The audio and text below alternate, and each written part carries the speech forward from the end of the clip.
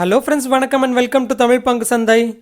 இன்னைக்கு நிஃப்டி 50 பார்த்தீங்கன்னா கிட்டத்தட்ட 26 பாயிண்ட்ஸ் டிக்ரீஸ் ஆகி 0.23% பாசிட்டிவ்ல 11,669ல க்ளோஸ் ஆயிருக்கு.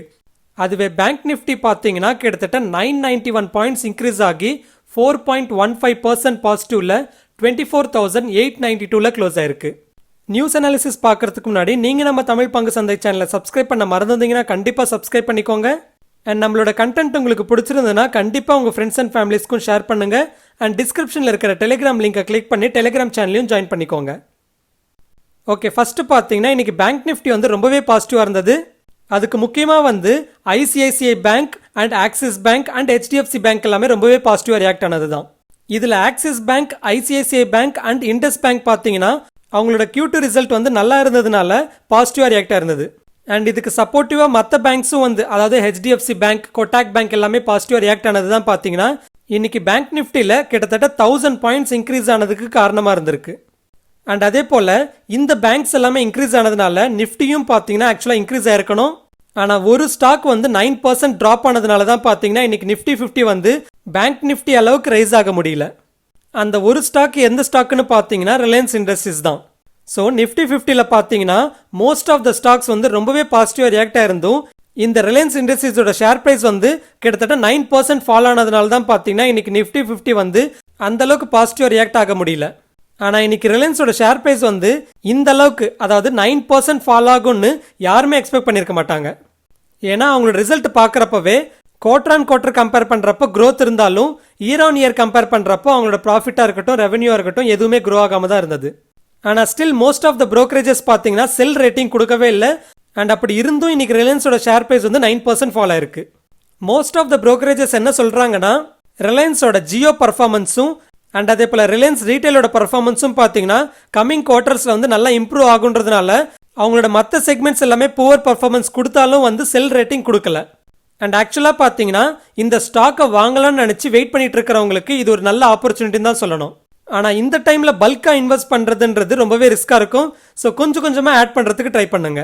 அதாவது இப்போ நீங்கள் கொஞ்சம் வாங்குறீங்கன்னா அடுத்த வாட்டி மறுபடியும் 10% இல்லை 15% விழுந்த பிறகு தான் நீங்கள் இந்த ஸ்டாக்கை இன்னொரு வாட்டி வாங்குறதுக்கு ட்ரை பண்ணணும்.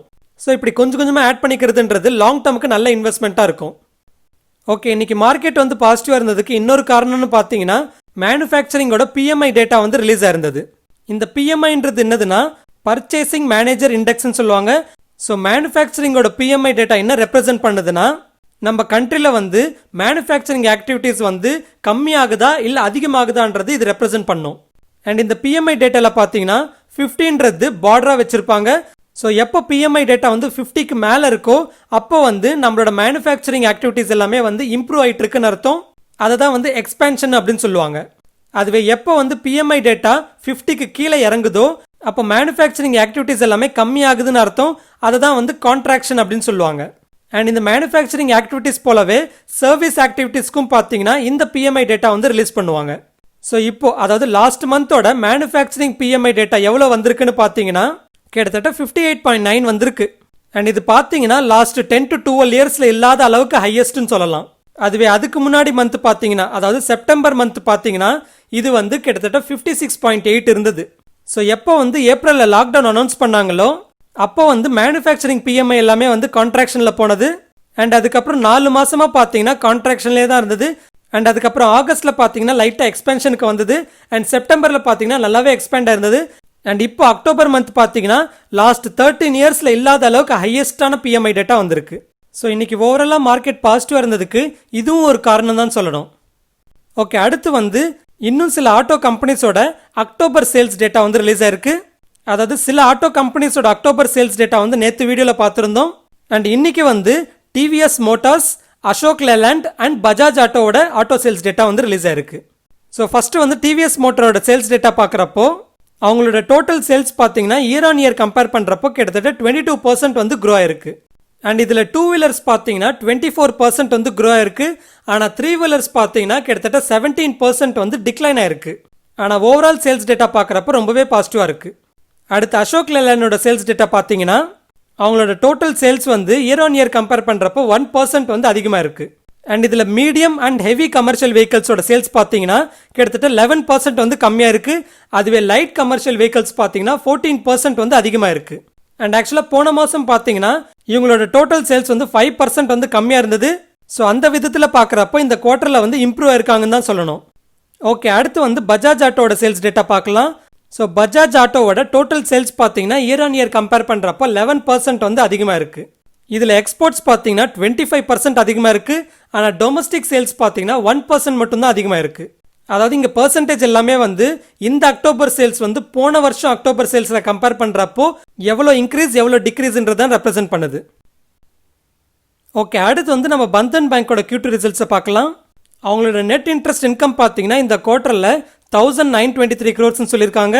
ஸோ இந்த NIS பார்த்தீங்கன்னா இயர் ஆன் இயர் கம்பேர் பண்ணுறப்போ கிட்டத்தட்ட 25.8% வந்து க்ரோ ஆயிருக்கு. அண்ட் அதுவே ப்ராஃபிட் பார்த்தீங்கன்னா 920 crores சொல்லியிருக்காங்க. ஸோ ப்ராஃபிட் பார்த்தீங்கன்னா இயர் ஆன் இயர் கம்பேர் பண்ணுறப்போ கிட்டத்தட்ட 5.3% வந்து கம்மியாக இருக்குது. ஆனால் எங்களோட ப்ராஃபிட் வந்து போன குவார்ட்டரோட கம்பேர் பண்ணுறப்போ ஆல்மோஸ்ட் டபுளாக இருக்குது. அதுவே அவங்களோட அசெட் குவாலிட்டி பார்க்குறப்போ கிராஸ் என்பிஏ பார்த்தீங்கன்னா இந்த குவார்ட்டரில் 1.2% சொல்லியிருக்காங்க. அதுவே போன குவார்ட்டர் பார்த்தீங்கன்னா 1.4% இருந்திருக்கு. அண்ட் அதே போல் நெட் என்பிஏ பார்த்தீங்கன்னா இந்த குவார்ட்டரில் 0.4% சொல்லியிருக்காங்க. அதுவே போன குவார்ட்டர் பார்த்தீங்கன்னா 0.5% இருந்திருக்கு. அண்ட் ப்ரொவிஷன்ஸ் பார்த்தீங்கன்னா இந்த குவார்ட்டரில் கிட்டத்தட்ட 395 crores பண்ணியிருக்காங்க. இது வந்து போன வருஷத்தோட கம்பேர் பண்ணுறப்போ ஆல்மோஸ்ட் 171% வந்து அதிகமாக இருக்குது. அதாவது போன வருஷம் Q2 பார்த்தீங்கன்னா வெறும் 145 crores மட்டும்தான் ப்ரொவிஷன்ஸாக பண்ணியிருந்தாங்க. அதுவே இந்த குவார்ட்டரில் பார்த்தீங்கன்னா 395 crores வந்து ப்ரொவிஷன்ஸாக பண்ணியிருக்காங்க. அண்ட் இதனால தான் பார்த்தீங்கன்னா இயர் ஆன் இயர் கம்பேர் பண்ணுறப்போ அவங்களோட ப்ராஃபிட் வந்து 5.3% வந்து ட்ராப் ஆயிருக்கு. அண்ட் இந்த ரிசல்ட்ஸ் ரிலேட்டடாக பந்தன் பேங்கோட ஸ்டேட்மெண்ட்ஸ் பார்த்தீங்கன்னா பேங்க்ஸோட டெபாசிட்ஸ்னு பார்க்குறப்போ இந்த குவார்ட்டர் பார்த்தீங்கன்னா ரொம்பவே பெஸ்ட்டாக இருக்குன்னு சொல்லியிருக்காங்க. அண்ட் அதுவே லோன் கலெக்ஷன்ஸ் எல்லாமே பார்த்தீங்கன்னா மந்த் ஆன் மந்த் வந்து நல்லாவே இம்ப்ரூவ் ஆகிட்டு இருக்குன்னு சொல்லியிருக்காங்க. அண்ட் இந்த கலெக்ஷன்ஸ் எல்லாமே இன்னும் 3 monthsல வந்து பேக் டு த நார்மல் வந்துடும் அப்படின்னு சொல்லியிருக்காங்க. ஸோ ஓவரால் ரிசல்ட் பார்க்குறப்போ பாசிட்டிவாக தான் இருக்குது. ஓகே, அடுத்து வந்து டிஎல்எஃபோட அப்டேட்ஸை பார்க்கலாம். இன்னைக்கு டிஎல்எஃப் ரிலேட்டடாக கம்பெனி வந்து சில ஸ்டேட்மெண்ட்ஸ் கொடுத்துருந்தாங்க. அதை டிஸ்கஸ் பண்ணுறதுக்கு முன்னாடி அவங்களோட ரிசல்ட் எப்படி இருந்ததுன்னு நம்ம டிஸ்கஸ் பண்ணிடலாம். இந்த குவார்ட்டரில் அவங்களோட ரெவென்யூ பார்த்தீங்கன்னா கிட்டத்தட்ட 1609 crores இருந்திருக்குன்னு சொல்லியிருந்தாங்க. அண்ட் இது வந்து போன வருஷத்தோட கம்பேர் பண்ணுறப்போ 6% வந்து அதிகமாக இருக்குது. அதுவே போன குவார்ட்டரோட கம்பேர் பண்ணுறப்போ அவங்களோட ரெவென்யூ வந்து ஆல்மோஸ்ட் டபுளாக இருக்குன்னு சொல்லலாம். ரியல் எஸ்டேட்ஸ் எல்லாமே பார்த்தீங்கன்னா புவர் பர்ஃபார்மன்ஸ் கொடுக்குறப்போ இவங்களோட ரெவென்யூ மட்டும் இன்க்ரீஸ் ஆனது பாசிட்டிவாக பார்க்கப்படுது. ஆனால் இவங்களோட நெட் ப்ராஃபிட்னு பார்க்குறப்போ இயர் ஆன் இயர் கம்பேர் பண்ணுறப்போ 48% வந்து கம்மியாக இருந்தது. ஆனால் இப்படி ரெவென்யூ இன்க்ரீஸ் ஆகியும் கிட்டத்தட்ட 48% வந்து அவங்களோட ப்ராஃபிட் டிக்ரீஸ் ஆனதுக்கு முக்கியமான காரணம்னு பார்த்தீங்கன்னா இந்த வாட்டி ஒன் டைம் லாஸாக 96 crores வந்து ஆட் பண்ணியிருக்காங்க. அண்ட் அதே போல் போன வருஷம் பார்த்தீங்கன்னா கிட்டத்தட்ட 145 crores ஒன் டைம் கெயினாக வந்து ஆட் பண்ணியிருந்தாங்க. ஸோ இதனால தான் பார்த்தீங்கன்னா போன வருஷத்தோட கம்பேர் பண்ணுறப்போ அவங்களோட ப்ராஃபிட் வந்து 48% கம்மியாக இருக்கிற மாதிரி தெரியும். ஸோ இந்த கோவிடோட லாக்டவுன் ரெஸ்ட்ரிக்ஷன்ஸ் எல்லாமே பார்த்தீங்கன்னா இந்த செக்டாரை வந்து ரொம்பவே இம்பாக்ட் பண்ணியிருந்தாலும் இப்போ ரீட்டைல் செக்மெண்ட்ஸ் எல்லாமே வந்து கிராஜுவலாக ரெக்கவர் ஆகிட்டு இருக்குன்னு சொல்லியிருக்காங்க. அண்ட் அதே போல் லக்ஸுரி செக்மெண்ட்ஸ் எல்லாமே பார்த்தீங்கன்னா ரொம்பவே இம்ப்ரூவ் ஆகிட்டு இருக்குன்னு சொல்லியிருக்காங்க. அண்ட் அடுத்து டிஎல்எஃபோட ரீட்டைல் ப்ராப்பர்ட்டிஸ் எல்லாமே ஓப்பன் ஆயிருக்குன்னு சொல்லியிருக்காங்க.